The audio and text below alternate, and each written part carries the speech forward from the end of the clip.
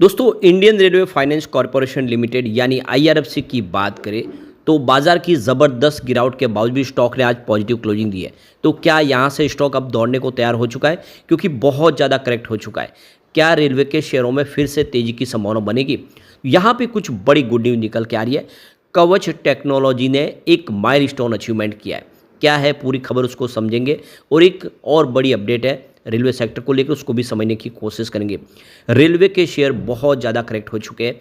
यहाँ पे कुछ बड़े फंड हाउस है जो जम के खरीदारी भी कर रहे हैं। अगस्त के आंकड़ों में ये बात क्लियरली दिख रही है कि आईआरएफसी में बहुत सारा निवेश म्यूचुअल फंड का हुआ है। ऐसे में क्या हमें भी इस लेवल पे खरीदारी करनी चाहिए? क्योंकि अगर आईआरएफसी का अगर आप ट्रैक रिकॉर्ड देखें तो इससे पहले भी स्टॉक जब 20-25 के आसपास था तब भी लोगों को महंगा लगता था, और फिर जब खरीदारी शुरू हुई तो आप देख सकते हो वही स्टॉक 230 तक चला गया। ऐसे में यह स्टॉक इस लेवल पे भी आपको भले ही महंगा लगता हो, लेकिन आने वाले समय यही स्टॉक है जो 4 डिजिट में जाने की भी ताकत रखता है। तो क्या निवेश करना चाहिए इस लेवल पे, जानेंगे इस वीडियो के माध्यम से। लेकिन फ्रेंड्स उससे पहले अगर आप पहली बार हमारे चैनल पे आए तो चैनल को सब्सक्राइब कर दीजिए, एक बेल आइकॉन दबा दीजिए ताकि जब भी नया वीडियो बने पहला नोटिफिकेशन आपको मिले। वीडियो पसंद आए तो लाइक से जरूर कीजिए। चलो फ्रेंड्स वीडियो स्टार्ट करते हैं। मैं हूं आपका दोस्त एस.बी. दवे और हमारे अपने चैनल ऑनलाइन कमाई में आपका बहुत बहुत स्वागत है। तो आज बाजार में दूसरा दिन है जब ज़बरदस्त गिरावट हुई है और आप देख सकते हो कि बीएसई सेंसेक्स लगभग 800 पॉइंट गिरा। निफ्टी फाइनेंशियल सर्विस में भी ज़बरदस्त गिरावट हुई है। 23,621 के स्तर पे 260 पॉइंट के आसपास की गिरावट हुई है, यानी 1.09% गिरा निफ्टी फाइनेंशियल सर्विस। तो भारी भरकम गिरावट थी, उसके बावजूद भी आप देखोगे आईआरएफसी ने पॉजिटिव क्लोजिंग दी है। तो स्टॉक की शुरुआत बिल्कुल फ्लैट हुई 151 पर, जो कल की क्लोजिंग थी। इंट्राडे में 153 का इसने हाई भी बनाया, लेकिन जैसे कि बाजार में आज ज़बरदस्त गिरावट का माहौल था उसकी वजह से स्टॉक में भी गिरावट हुई और 146 का लो बना।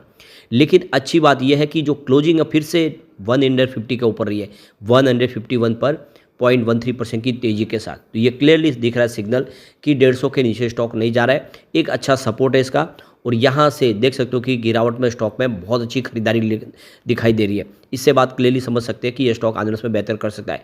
बहुत दिनों के बाद आज वॉल्यूम ज़बरदस्त बढ़ा है, ये भी एक बहुत बड़ा शुभ संकेत है। यानी वॉल्यूम बढ़ना इशारा है कि बड़े फंड हाउस इस तरफ स्टॉक की तरफ लौट के आए। अब तो पिछले एक महीने पहले इसका 2 करोड़ का वॉल्यूम था, 77 लाख की डिलीवरी उठाई गई थी। 1 वीक पहले भी 2 करोड़ का वॉल्यूम था, 76 लाख की डिलीवरी उठाई गई थी। और कल 2 करोड़ का वॉल्यूम था, 1 करोड़ का डिलीवरी बेस काम हुआ। कल से कुछ संभावना पॉजिटिव बनने लगी थी, आज सीधा 3 करोड़ का वॉल्यूम हुआ। पूरे महीने में पहली बार 3 करोड़ का वॉल्यूम हुआ। इसका मतलब यह है कि बड़े फंड हाउस ने इस लेवल पे खरीदारी शुरू कर दी है। और अगस्त के ही अगर हम म्यूचुअल फंड के आंकड़े देखें तो बहुत ज़्यादा उत्साहवर्धक थे, जहाँ पे 47 म्यूचुअल फंड ने जम के खरीदारी की है इस गिरावट का फायदा उठा के। सिर्फ 7 म्यूचुअल फंड ने जिन्होंने बिकवाली किया। इसका मतलब यह है क्लियरली कि म्यूचुअल फंड बहुत सारा निवेश करे इस समय आईआरएफसी में, रेलवे के शेयरों में वो भरोसा करे। तो देख सकते हो कि जो रेलवे के शेयर है, चाहे वो आरवीएनएल हो, आईआरएफसी, आईआरसीटीसी, 40% तक टूट चुके हैं अपने ऊपरी प्राइस से। और ऐसे में जो मार्केट एक्सपर्ट है उनका कहना है कि रेलवे के जो शेयर है उनकी वैल्यूएशन हाई है इस समय, पी रेशियो अभी काफ़ी ऊपर है, कई सालों के उच्चतम स्तर पर है, और इस वजह से उनको लगता है कि शेयरों में दबाव आगे भी जारी रह सकता है। फिलहाल अगर आप देखें तो टीटागढ़ रेल में 40% की गिरावट है ऊपर के लेवल से। इरकॉन इंटरनेशनल में भी -38% निगेटिव रिटर्न दिया है। और आईआरएफसी की भी बात करें तो 35% गिरावट हो चुकी है। बीईएमएल में भी यहाँ पे 35% के आसपास की गिरावट हुई है। टैक्समो रेल में 32% की गिरावट है। जुपिटर वैगन 33% की गिरावट है। रेलटेल में देखें तो 27% स्टॉक गिरा है। और यहाँ पे कार्नेक्स में 24% की गिरावट है। कॉन्कोर में देखें तो 24% की गिरावट। ओवरऑल देखें तो सभी के रेलवे शेयरों ने काफ़ी ज़्यादा गिरावट दिखाई है। तो वैसे तो मार्केट एक्सपर्ट कह रहे हैं कि अभी फिलहाल रेलवे के शेयरों से आपको बच के रहना चाहिए। एफआई के बदलते मूड की वजह से इन शेयरों पे नेगेटिव असर देखने को मिल रहा है। और देख सकते हो कि पी रेशियो थोड़ा सा ज़्यादा जरूर है, लेकिन जिस तरह से इन रेलवे शेयरों के लिए जो बिजनेस की संभावना दिख रही है, जो अपॉर्चुनिटी दिख रही है, जो सरकार की योजना है, उससे लग रहा है कि इन पी रेशियो पे होने के बावजूद भी शेयर काफ़ी बेहतर कर सकते हैं। क्योंकि जब नहीं दौड़ रहे थे तो आप समझ ही सकते हो कि बिल्कुल नहीं दौड़ रहे थे। उस समय पी रेशियो बहुत कम होने के बाद भी शेयर की प्राइस नहीं बढ़ रही थी। कम से कम 1.5 साल तक आईआरएफसी का शेयर 20 से 25 के बीच में रहा है। तो ये क्लियरली समझ सकते हो कि जब बिजनेस अच्छा होता है और सब कुछ ठीक होता है तो फिर पी रेशियो पीछे रह जाता है और शेयर की प्राइस बढ़ती है। और इसीलिए इस समय आपको बिजनेस की अपॉर्चुनिटी को देख के ही शेयर के बारे में सोचना चाहिए। अच्छे जो शेयर है वो दौड़ेंगे जरूर, भले ही उसका पी रेशियो इस समय आपको हाई दिखाई दे। अब बहुत बड़ी गुड न्यूज़ निकल के कवच 4.0 इसने एक नया रिकॉर्ड बनाया है। अब देखिए तो कि जो एटीपी सिस्टम इंस्टॉल इन्होंने 172 किलोमीटर कर लिया है 90 दिन के अंदर।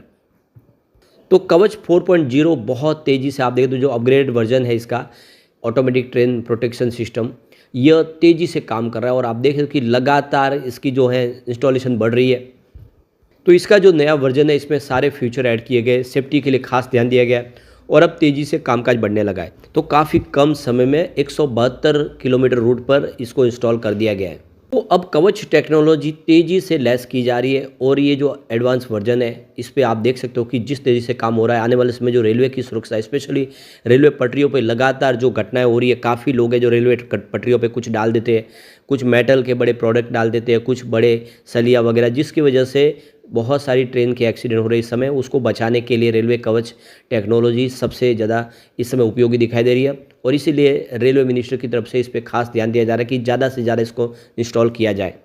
तो ये एक अच्छी गुड न्यूज़ है और इसका फ़ायदा तो आईआरएफसी को होगा ही, क्योंकि इसमें बहुत सारा खर्च होता है और ऐसे में आप देख सकते हो कि आईआरएफसी इसमें एक बड़ा रोल प्ले करता हुआ दिखाई देगा। तो यहाँ पे मिनिस्ट्री ऑफ रेलवे की तरफ से देख सकते हो कि टोटल 4.0 कवच में 10,000 लोकोमोटिव्स के लिए टेंडर जारी किए गए और आप देख सकते हो कि इसके अंदर आप देखें तो 9,000 किलोमीटर का यहाँ पे टोटल कवच से लेस किया जाएगा। दिल्ली चेन्नई रूट और मुंबई चेन्नई रूट इसको इस टेक्नोलॉजी से लेस कर दिया जाएगा आने वाले कुछ सालों में। तो ये बहुत बड़ी गुड न्यूज़ है। कवच टेक्नोलॉजी इंस्टॉल करने के बाद जो ट्रेन की जो स्पीड है उसको 160 किलोमीटर प्रति घंटे तक किया जा सकता है और सेफ्टी पे खास ध्यान दिया जाएगा। तो ये बहुत अच्छी बात है। अब यहाँ पे देख सकते हो कि एक और बड़ी अपडेट निकल के आ रही है। RITES जो रेलवे कंपनी है ने दिल्ली मेट्रो रेल कॉरपोरेशन के साथ में एक MOU साइन किया है। दोनों मिलके मेट्रो प्रोजेक्ट करेंगे इंडिया में और एब्रॉड में। तो ये पार्टनरशिप के माध्यम से बहुत सारे प्रोजेक्ट किए जाएंगे ग्लोबल मार्केट में भी। तो अब देख सकते हो कि RITES हो या दिल्ली मेट्रो, इनके लिए भी फंड प्रोवाइड करने का काम IRFC के पास है। रेलवे के लिए इकलौती ये बड़ी कंपनी है जो रेलवे इंफ्रा कंपनी को फंड प्रोवाइड करती है। तो लगातार जो नए प्रोजेक्ट शुरू हो रहे हैं मेट्रो के, काफ़ी हर सिटी में आपको देखो तो मेट्रो अब शुरू हो रहे। आने वाले समय देखो जो सेमी मेट्रो सिटीज़ है या फिर बड़ी जो सिटीज़ है वहाँ पर भी मेट्रो शुरू जाएगी।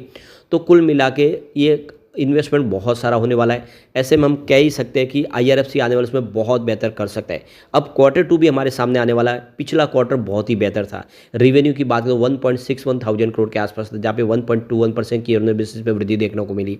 नेट इनकम 1.58 थाउजेंड करोड़ के आसपास, जहाँ पे 1.3% की ईयर बेसिस पे वृद्धि देखने को मिली। डायलूटेड EPS 1.21 रहा, जहाँ पे 0.83% की ईयर बेसिस पे वृद्धि देखने को मिली और नेट प्रॉफिट मार्जिन 97.65% है, जहाँ पे 0.09% की वृद्धि देखने को मिली। ओवरऑल देखते तो रिजल्ट बहुत ही बेहतर था। ऐसे में हम कह सकते हैं कि लॉन्ग टर्म इन्वेस्टर के लिए अच्छा मौका है। शॉर्ट टर्म इन्वेस्टर तो थोड़ा सा वेट करें, बाजार को एक बार सेटल होने दें, उसके बाद में ही निवेश के बारे में सोचिए। लेकिन फ्रेंड्स, कोई भी इन्वेस्टमेंट करने से पहले अपने फाइनेंशियल एडवाइजर से बड़े ले ले या अपना खुद का रिसर्च करें, क्योंकि मैंने वीडियो आपके एजुकेशनल पर्पज़ के लिए ही बनाया। वीडियो पसंद आए तो लाइक से जरूर कीजिए और चैनल को सब्सक्राइब कर दीजिए। Thank you friends.